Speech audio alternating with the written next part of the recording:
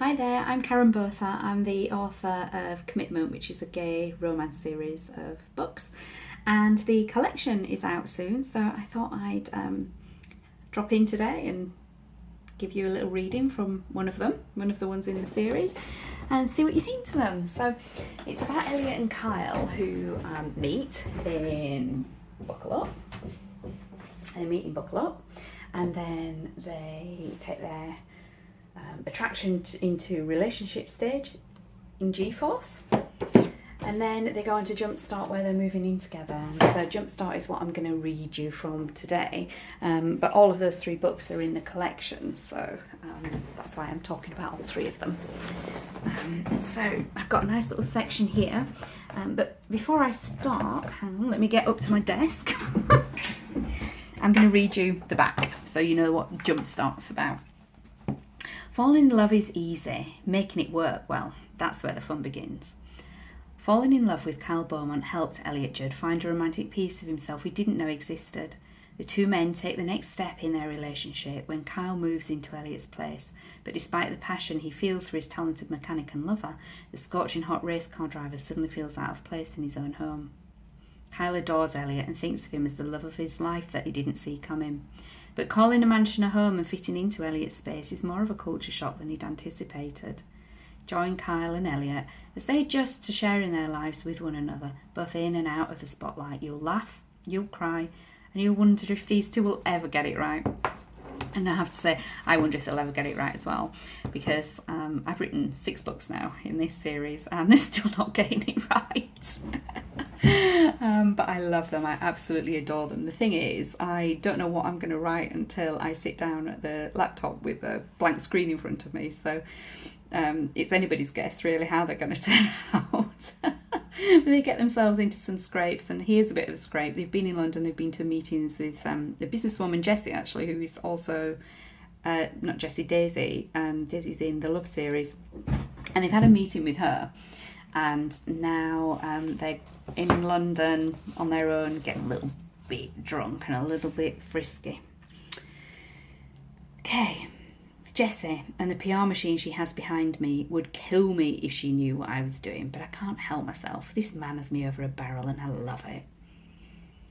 I have about a millisecond to take in the black tiled walls and the surprisingly fresh smell in the bathroom before Kyle is on me, our mouths and bodies locked, staggering backwards into a cubicle. At least the cubicle's a generous size, I whisper as Kyle kicks the door shut and leans against it.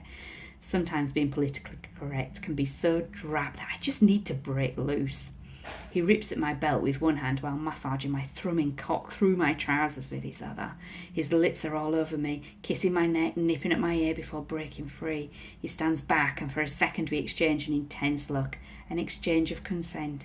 He knows me so well, dipping his hand in my loose pocket and finding the tube I carry for this exact situation as I unfasten his jeans and they slip to his ankles. The pressure on my wrists is more than he's ever used as he slams them above his head. The booth rattles with the force as he collides against me, assaulting my mouth with his. Our tongues intertwine and our breath rasps in a rough exchange of our intense arousal. I stand, legs parted, unable to move and naked from the waist down, loving every moment of being taken by my man. Spin around, his voice is whispered. He releases my wrists, but I keep my sweaty hands high, enjoying the carnal game. I plant my palms against the wall for support, and boy am I glad I did. He uses the lube, but he's rough. He forces me apart with 2 fingers scissoring inside me. I gasp as, with no warning, he presses against my nerve centre.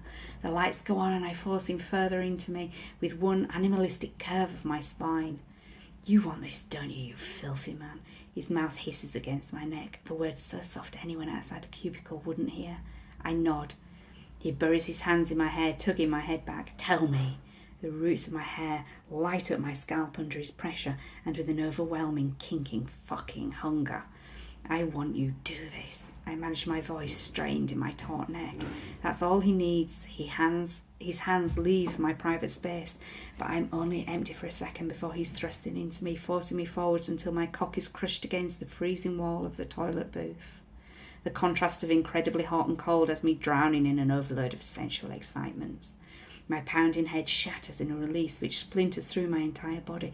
Each nerve end explodes in flashes of white light. My breast snags as Kyle empties into me, our pulsing perfectly timed.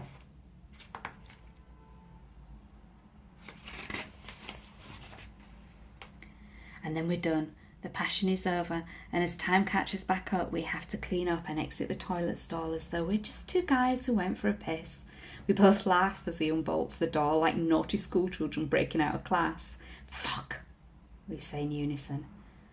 A young guy is standing, staring at us, grasping his cell with the record screen live.